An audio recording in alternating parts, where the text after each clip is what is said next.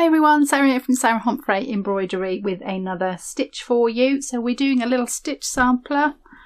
Looks a little bit like that. So if you want to stitch along with me, you can. I'll put the video up on how to get involved in that at the end of this one, or you can just dip in and out of these videos if you want to learn a stitch. So in today's video, we are going to have a look at chain stitch. So really versatile stitch, this one, a great one to learn. You can do lots of different things with it, and I'll show you a few variations. I'm just going to start on my little handheld one. I've actually put this in a hoop just because it's a little bit easier for me to film, but you can just do this in your hand if you want to, and then I'll show you it on the frame. So I'm just going to use a purl thread. I got number 8 in probably a crawl needle number 7, I think that is. You can use any thread that you like, you don't have to use what I'm using, but I just want to show you the stitch. I'm going to show you the single stitch, then we'll put them together and make a row, and then we'll do something else a little bit more fancy with it. So I'm just going to show you a single chain. So this is a detached chain because it's not attached to the other chains, it's just one chain. So this is great for seeding. If you saw our 5 stitches for seeding, or was it 6 stitches? Lots of stitches for seeding. This is another one that you can do in that as well, so you can scatter this one around. So I've just come up out of my fabric there, and I'm going to do a few in this little space here, and I'm going to go back down where I came up, which might sound a little bit odd if you've not done this stitch. I'm not going to pull that thread all the way through. That's going to make a little loop. The loop is our chain. That's where the word chain stitch comes from, so you want to create that loop. This is the same if you're left-handed or right-handed. I'm trying to do left-handed versions where I remember. So this is the same whether you're left or right-handed. So, and then I'm going to come up inside that loop, not very far away, just a short distance away.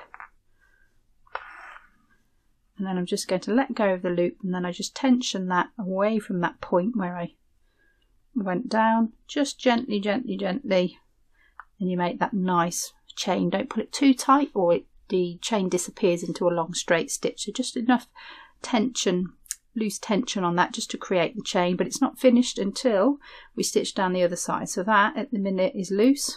We need to stitch over that to hold it down. I'm just going to stitch down the other side of it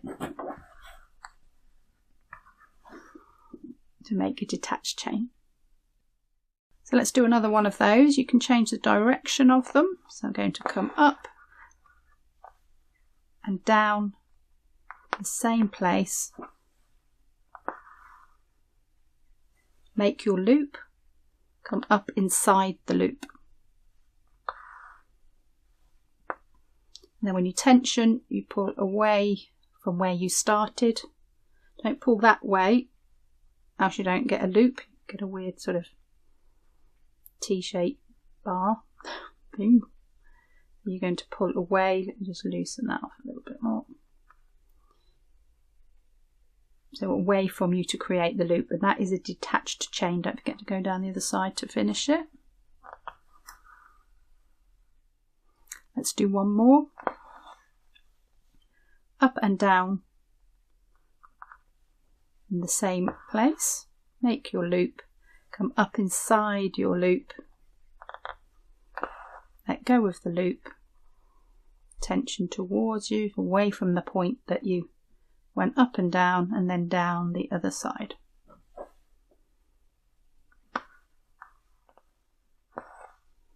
You can do them the other way up if you want to. If you want to scatter them around, they don't all have to be in the same direction. So our loop now will be going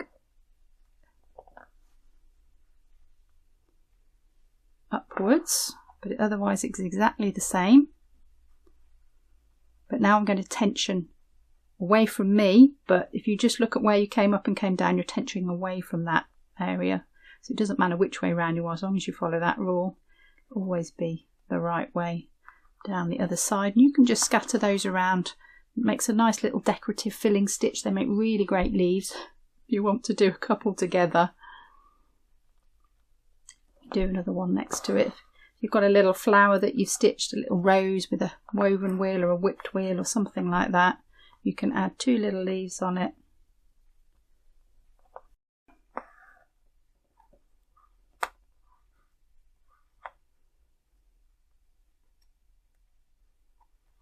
Make sure you come inside that loop,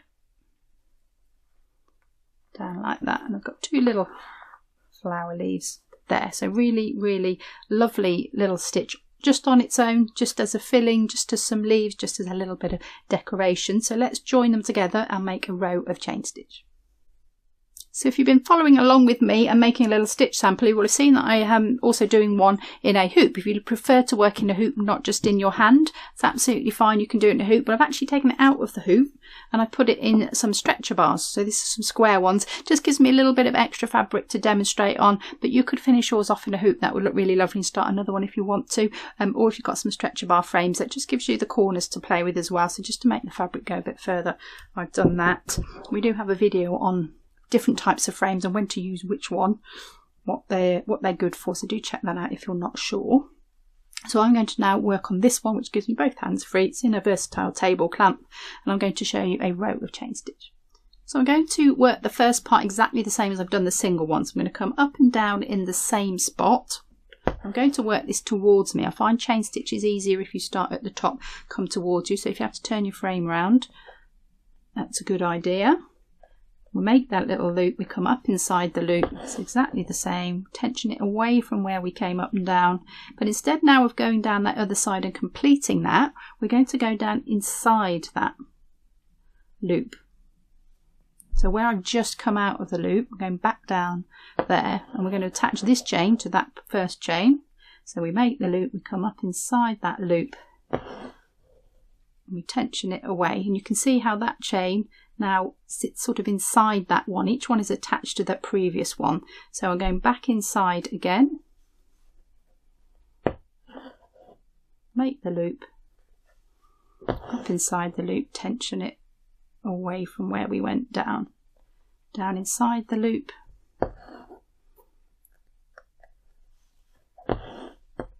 up inside the next loop, and pull that tight. We can just keep doing that. We can make a whole row of chain as long as you want to make it, but when you want to finish it, then you'll need to do what we did for the detached chain, and we'll need to go back down over the edge of that to make sure that that one is finished off and is not going to come undone. So you make your row of chain stitch until you're ready to finish it, and then you just take that over that end one. That holds it nice and secure and it's not going to come undone. So if you saw my video on the herringbone stitch, you'll see how we used it to cover up the edge of a piece of fabric. Makes a beautiful pattern, and you can just secure the edge down a little bit more securely with that stitch. We can do the same with a chain stitch. I'm going to show you that now on this edge here. There are lots of variations of chain stitch, loads and loads. I'm just going to show you these two for now. Just practice these and get the hang of the stitch, and then we can maybe look at another one.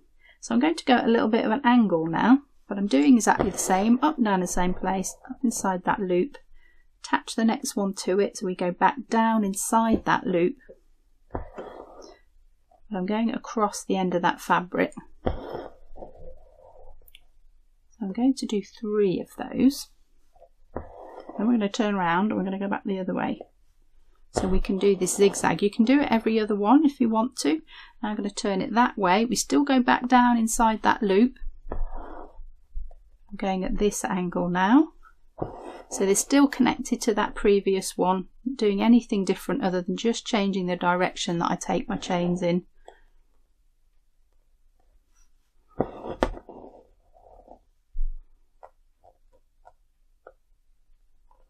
So we do 1, 2, 3, and then we change angle again. And I think the only thing that's probably a bit tricky about the chain stitch is getting your chains the same size if you can. It looks quite nice if they're all the same size, but that will just come with practice. So be kind to yourself, allow yourself time to just practice it and get used to it, and then you'll find a rhythm and those sizes will start to even out a little bit.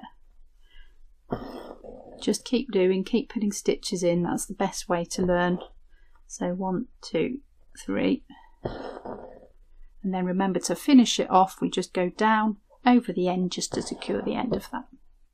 So there's 3 things that you can do with chain stitch. You can do detached chain, you can do rows of them, and you can do zigzag chain. So just 3 to have fun and have a play with there. If you want to have a go at the stitch sampler, you can see the playlist up here with all of the stitches and how to set up your stitch sample and how to begin your stitch sample. And do join in with us. There's lots of you joining in, and I'll see you in the next stitch video.